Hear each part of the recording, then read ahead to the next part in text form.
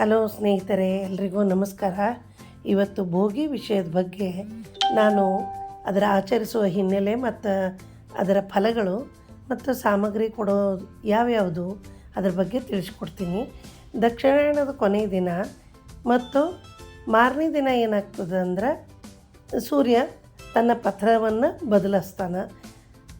ಅದಕ್ಕೆ ದಕ್ಷಿಣಾಯನದ ಕೊನೆಯ ದಿನವನ್ನು ಭೋಗಿ ಅಂತ ಆಚರಣೆ ಮಾಡಿ ನಾವು ಬಾಗಿಣವನ್ನು ಕೊಡಬೇಕು. ಮರದ ಬಾಗಿಣ ಏನು ಒಂದು ತಿಂಗಳು ನಾವು ಹುಗ್ಗಿ ಮಾಡಿ ದೇವರಿಗೆ ನೈವೇದ್ಯ ಮಾಡ್ತೀವಿ ಸೂರ್ಯೋದಯಕ್ಕಿಂತ ಮುಂಚೆ. ಅದೇ ಪದಾರ್ಥಗಳನ್ನು ಮರದಲ್ಲಿಟ್ಟು ಕೊಡಬೇಕು. ಅಲ್ಲದೆ ಇನ್ನೂ ಕೆಲವೊಂದು ಪದಾರ್ಥಗಳವ ಅವನು ಕೂಡ ನಾವು ಕೊಡಬೇಕು. ಇದು ಕೊಡೋದ್ರಿಂದ ಏನಾಗ್ತದೆ ಅದು ಮುಂದೆ ಹೇಳ್ತೀನಿ.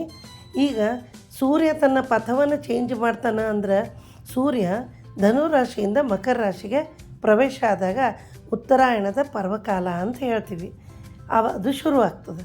ಅದಕ್ಕೆ ನಾವು ದಕ್ಷಿಣಾಯಣದ ಈ ಕೊನೆಯ ದಿನವನ್ನು ಭೋಗಿ, ಧನುರ್ಮಾಸದ ಒಂದು ತಿಂಗಳ ಏನು ಆಚರಣೆ ಮಾಡಿರ್ತೀವಿ ನಾವು ಅದನ್ನು ಒಂದು ದಿನ ಆದ್ರೂ ದೇವರಿಗೆ ಹುಗ್ಗಿ ನೈವೇದ್ಯ ಮಾಡಬೇಕು.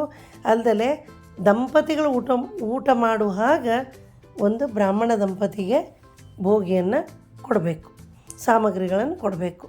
ಒಂದು ಮುತ್ತೈದೆಯನ್ನು ಕರೆದು ಮರದ ಬಾಗಿಣ ರೂಪ ಕೊಡುವುದನ್ನು ನಾವು ಏನು ಬಾಗಿಣ ಅಂತ ಹೇಳ್ತೀವಿ, ಮರದ ಬಾಗಿಣ ಅಂತ ಹೇಳ್ತೀವಿ. ಇಷ್ಟಂತ ನೆನ್ಪಿಟ್ಕೋಬೋದು ನಾವು.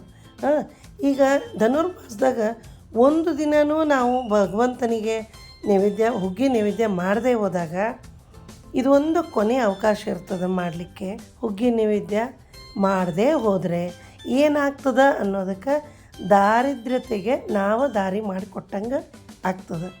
ಯಾಕಂದರೆ ನಾವು ತಿನ್ನೋ ಪದಾರ್ಥ ಒಂದು ದಂಪತಿ ಊಟ ಮಾಡಿದಾಗ ಭಗವಂತನಿಗೆ ಅರ್ಪಣೆ, ಅಲ್ಲೇ ಭಗವಂತನ ಚಿಂತನೆ ಬರಬೇಕು, ಲಕ್ಷ್ಮೀನಾರಾಯಣರ ಚಿಂತನೆ ಬರಬೇಕು. ಅವರಿಗೆ ಕೊಟ್ಟು ನಾವು ತಿನ್ನೋದ್ರಿಂದ ಉತ್ತರಾಯಣದ ಫಲವಾಗಿ ನಮಗೆ ಸಂಪತ್ತು ಮತ್ತು ಆರೋಗ್ಯ, ಆಯುಷ್ಯ ಎಲ್ಲವನ್ನು ದೇವರು ದಯಪಾಲಿಸ್ತಾನೆ. ಭಗವಂತ ನಮಗೆಲ್ಲ ಸೌಕರ್ಯ ಕೊಟ್ಟಾಗ ಒಂದು ತುತ್ತು ಅನ್ನವನ್ನು ಭಗವಂತನ ಹೆಸರಲ್ಲೇ ಮಾಡಿ ನಾವು ಸೂರ್ಯೋದಯಕ್ಕೆ ಮುಂಚೆ ನೈವೇದ್ಯ ಮಾಡದೆ ಹೋದರೆ ಅಥವಾ ಅವನಿಗೆ ಏನೋ ಕೊಡದೆ ಹೋದರೆ 12 ತಿಂಗಳೂ ಮಾಡಬೇಕು. ಆದರೆ ಕೆಲವೊಂದು ನಮ್ಮ ಇದ್ರೊಳಗೆ ಒಂದೊಂದು ತಿಂಗಳ ಮಾಡಿರಿ ಅಂತ ಕೊಟ್ಟಾಗ ಅದನ್ನು ನಾವು ಮಾಡದೆ ಹೋದರೆ, ಅದನ್ನು ನಾವು ಕೊಡದೆ ಹೋದರೆ ಪಾಪನೇ. ಆದ್ದರಿಂದ ಭೋಗಿಯನ್ನು ಎಲ್ಲರೂ ಕೊಡೋದ್ರಿಂದ ದಾರಿದ್ರ್ಯ ದೂರ ಆಗ್ತದೆ.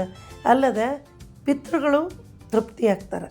ಈ ಮರದ ಬಾಗಿಣವನ್ನು ಕೊಡ್ಬೇಕಾದ್ರೆ ಆದಷ್ಟು ಯಾರಿಗೆ ಕೊಡಬೇಕು, ಹೆಂಗೆ ಕೊಡಬೇಕು ಅನ್ನೋದನ್ನು ಹೇಳ್ತೀನಿ. ಯಾರಿಗೆ ಕೊಡಬೇಕು ಅಂದರೆ ಈ ಮುಟ್ಟೋ ಮೈಲಿಗೆ ಪಾಲಿಸುವಂಥವ್ರು ಇರಬೇಕು. ಅಂಥ ಮನೆಯೊಳಗೆ ಅಡುಗೆ, ಪೂಜೆ, ನೈವೇದ್ಯ ಅಂತ ಮಾಡ್ತಾರೆ, ಅವರಿಗೆ ಕೊಡಬೇಕು. ಆ ದಿನ ಮರದ ಬಾಗಿಣವನ್ನು ಸೂರ್ಯೋದಯದ ಒಳಗೆ ಕೊಟ್ಟು ಆ ಹೆಣ್ಮಕ್ಳು ಕೊಟ್ಟಿರೋ ಸಾಮಾನದಿಂದನೇ ಅಡುಗೆ ಮಾಡಬೇಕು. ಆ ರೀತಿ ವಿಚಾರ ಇಟ್ಕೊಂಡು ಲಘುನ ಕರೆದು ಅವರಿಗೆ ಈ ಮರದ ಬಾಗಿಣವನ್ನು ಕೊಡಬೇಕು.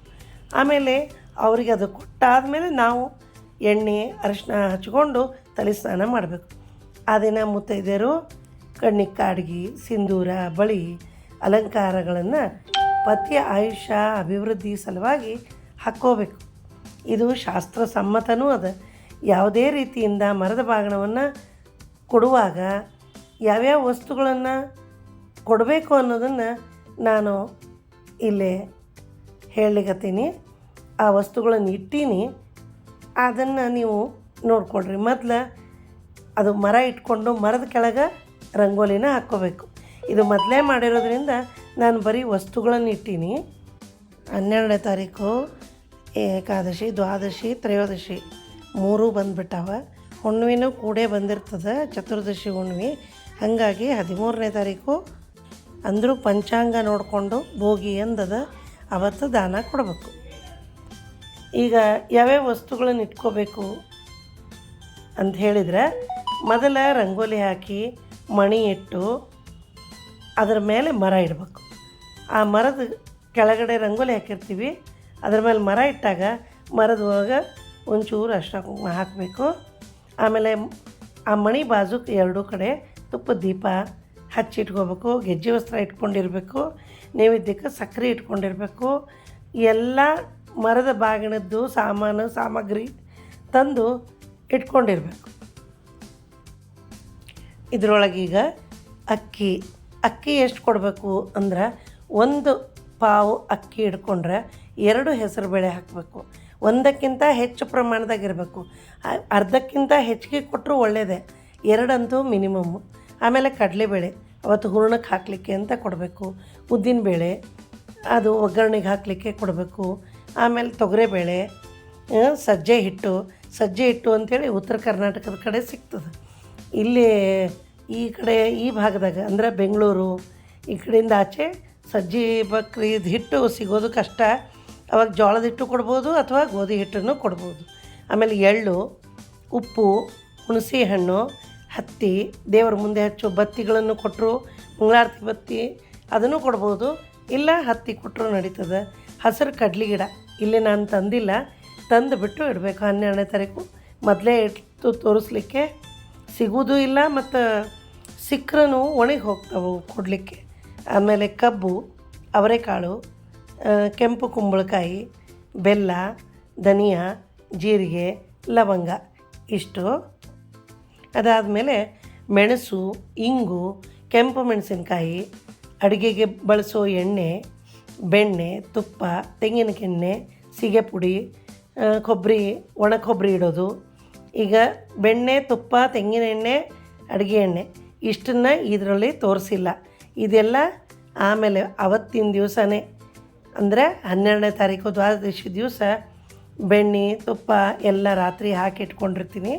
ಅದಕ್ಕೆ ಇಲ್ಲಿ ತೋರಿಸಿಲ್ಲ. ಬಟ್ ಬೆಣ್ಣೆ, ತುಪ್ಪ, ಎಣ್ಣೆ, ಸೀಗೆ ಪುಡಿ, ಒಣ ಕೊಬ್ಬರಿ ಅದು ಇಟ್ಟೀನಿ. ಅರಿಶಿನ, ಕುಂಕುಮ, ಹಾಲು, ಮೊಸರು.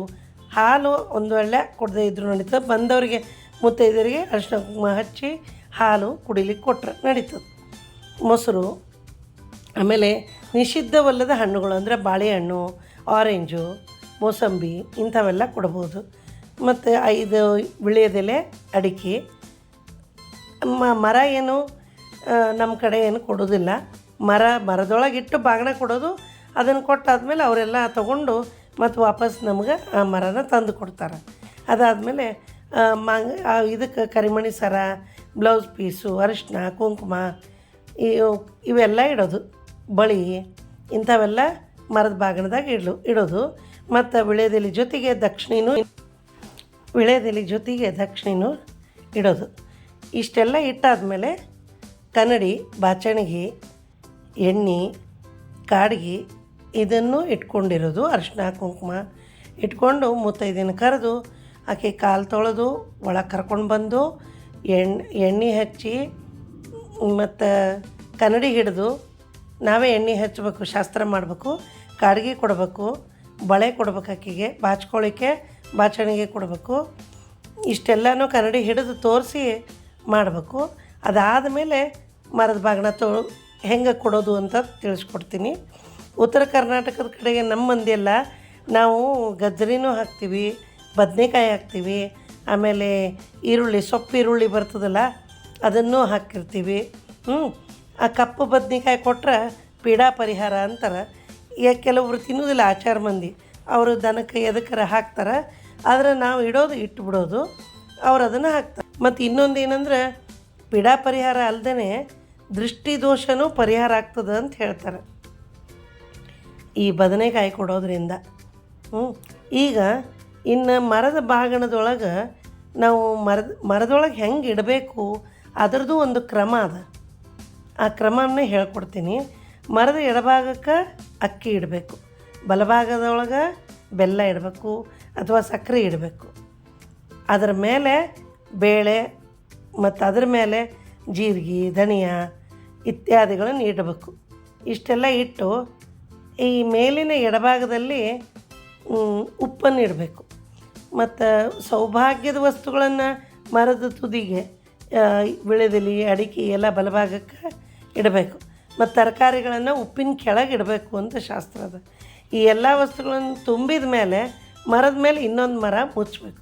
ಎಲ್ಲ ಸಾಮಾನು ಇಲ್ಲಿ ತೋರಿಸಿದ್ದಂಥ ಎಲ್ಲ ಸಾಮಾನು ಇಟ್ಟು ಆಮೇಲೆ ಅದರ ಜೊತೆಗೆ ಕಬ್ಬು, ಕಡ್ಲಿಗಿಡ, ಒಟಾಣಿ, ಅವನ್ನೆಲ್ಲ ಇಟ್ಟು ಆಕೆಗೆ ಎರ್ಕೊಳಿಕ್ಕೆ ಎಣ್ಣೆ ಇಡಬೇಕು. ಆಮೇಲೆ ಸಿಗಕಾಯಿ ಇಲ್ಲಾಂದ್ರೆ ಈಗ ಶಾಂಪು ಕೊಡ್ತಾರೆ, ಶಾಂಪು ಪ್ಯಾಕೆಟ್ ಇಟ್ಟು ಕೊಡಬೇಕು. ಬ್ಲೌಸ್ ಪೀಸು ಉಡಿ ಪ್ಯಾಕೆಟ್ ಎಲ್ಲ ಇಟ್ಟೀನಿ. ಈ ರೀತಿ ಇಟ್ಟು ಇನ್ನು ಬೆಣ್ಣೆ, ತುಪ್ಪ, ಎಣ್ಣೆ, ಮೊಸರು ಇಷ್ಟೆಲ್ಲನೂ ಇಡಬೇಕು. 12ನೇ ತಾರೀಕಿಗೆ ಎಲ್ಲ ರೆಡಿ ಮಾಡಿ ಇಟ್ಕೊಂಡಿರ್ತೀನಿ. ಈಗ ಅದನ್ನೆಲ್ಲ ಇಟ್ಬಿಟ್ಟು ಇನ್ನೊಂದು ಮರ ಮುಚ್ಚಬೇಕು. ಅದ್ರ ಮೇಲೆ ಮುಚ್ಚಿ ಅದರ ಮೇಲೆ ಅರಿಶಿಣದಿಂದ ಇದನ್ನು ಬರೆದು ಸ್ವಸ್ತಿಗೆ ಬರೆದು ಮತ್ತು ಕುಂಕುಮ ಹಾಕಬೇಕು. ಹಾಕಿ ಗೆಜ್ಜೆ ವಸ್ತ್ರ ಏರಿಸಿ ಹೂವು ಇಟ್ಟು ಅದಕ್ಕೊಂದು ಮಂಗಳಾರತಿ ಮಾಡಬೇಕು, ಸಕ್ಕರೆ ನೈವೇದ್ಯ ಮಾಡಬೇಕು. ಇದೆಲ್ಲ ಕೆಮ್ಮಣ್ಣಿಂದ ಮಾಡಿದರೂ ಭಾಳ ಒಳ್ಳೆಯದು. ಇಲ್ಲ ಅಂದ್ರೆ ಇಷ್ಟರ ಮಾಡಬೇಕು. ಆಮೇಲೆ ನಾವು ಏನು ವಿಳೆದೆಲೆ, ದಕ್ಷಿಣೆ, ಅಡಿಕೆ, ಬ್ಲೌಸ್ ಪೀಸ್, ಪಟ್ಟಿ, ಹಣ್ಣು ಇವೆಲ್ಲ ಇಟ್ಕೊಂಡಿರ್ತೀವಿ. ಇವನ್ನೆಲ್ಲನೂ ದೇವ್ರ ಮುಂದೆ ಇಟ್ಟು ದೀಪ ಇಟ್ಟು ದೇವ್ರಿಗೆ ಸಮರ್ಪಣೆ ಮಾಡಿ ಆಮೇಲೆ ಸಕ್ಕರೆ ನೈವೇದ್ಯ ಮಾಡಿ ಒಂದು ಮಂಗಳಾರತಿ ಮಾಡಿ ಮುತ್ತೈದಿಗೆ ಪೂರ್ವಾಭಿಮುಖವಾಗಿ ಕುಡಿಸ್ಬೇಕು. ಹಂಗೆ ಮಣಿ ಹಾಕಿ ಕುಡಿಸ್ಕೊಂಡು ಆಕೆಗೆ ಗೌರಿ ಅಥವಾ ಲಕ್ಷ್ಮಿ ಅಂಥೇಳಿ ಮಂತ್ರಾಕ್ಷತೆ ಹಾಕಿ ಮುತ್ತೈದಿನ ಆಹ್ವಾನ ಮಾಡ್ಕೋಬೇಕು.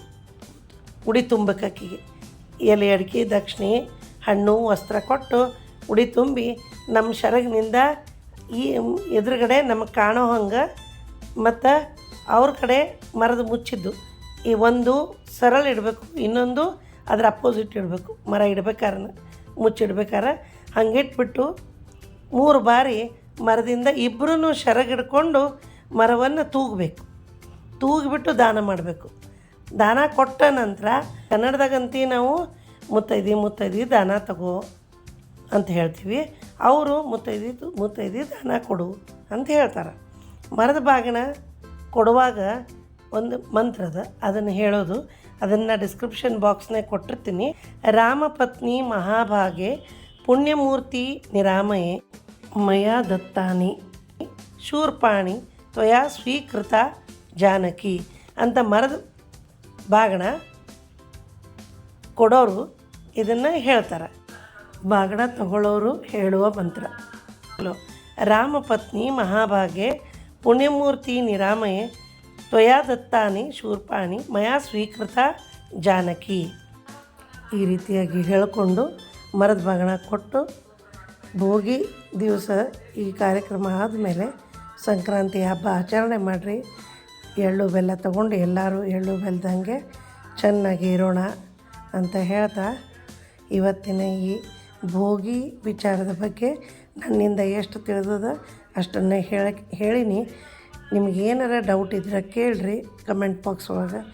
ಏನಾರ ನಿಮಗೆ ಹೆಚ್ಚಿನ ತಿಳುವಳಿಕೆ ಇದ್ರೆ ನನಗೆ ಕಮೆಂಟ್ ಬಾಕ್ಸ್ ಒಳಗೆ ಕಮೆಂಟ್ ಮಾಡಿರಿ ಅಂತ ಹೇಳ್ತಾ ಅಲ್ಲಿವರೆಗೆ ನಮಸ್ಕಾರ. ಎಲ್ರಿಗೂ ಸಂಕ್ರಾಂತಿ ಹಬ್ಬದ ಶುಭಾಶಯಗಳು.